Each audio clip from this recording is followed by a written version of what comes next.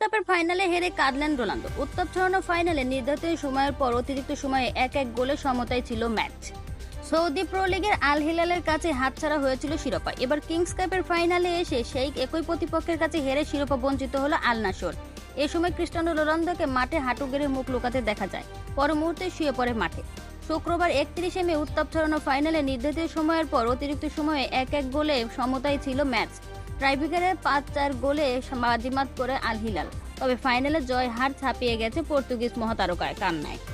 দ্বিতীয়ার্ধের শুরু থেকে গোলের জন্য মরিয়া হয়ে ওঠে আল নাসর। তবে দলটির জন্য পরিস্থিতি আরও খারাপ হয় ম্যাচের 56 মিনিটে। লাল কার্ড দেখে গোলকিপার ডেভিড ওসপিনা মাঠ ছাড়লে 10 জনের দলে পরিণত হয় আল নাসর। তবু লড়াইয়ে চালিয়ে যাওয়ার চেষ্টা করে আল নাসর। একসময় মনে হচ্ছিল ম্যাচ থেকে বোধহয় ছিটকেই পড়ছে আল নাসর। এরপর 87 মিনিটের মাথায় দ্বিতীয় হলুদ কার্ড দেখে মাঠ ছাড়তে হয় আল হিলাল। তখন খেলোয়াড় সংখ্যা সমতায় ফেরার 1 মিনিট পর গোলেও সমতায় ফেরে আল নাসর। 90তম মিনিটে লাল কার্ড পেয়ে বেরিয়ে যান আল হিলালের ফরাসি ডিফেন্ডার কালিদু কুলিবালি। তবে 9 জন নিয়ে অতিরিক্ত সময় গোল হজম করেনি আল হিলাল। শেষ পর্যন্ত টাইব্রেকারে জিতে যায় তারা। ফাইনালে হারের পর গোপন করতে পারেননি নিজের হতাশাও। মাঠ ছেড়েছেন কাঁদতে কাঁদতে। আর রোনালদোর কান্নার বিপরীতে আল হিলালের শিরোপা উৎসবে যোগ দিয়ে আনন্দে মেতেছে নেইমার। আমাদের চ্যানেলটিকে সাবস্ক্রাইব করে সাথে থাকুন। ধন্যবাদ।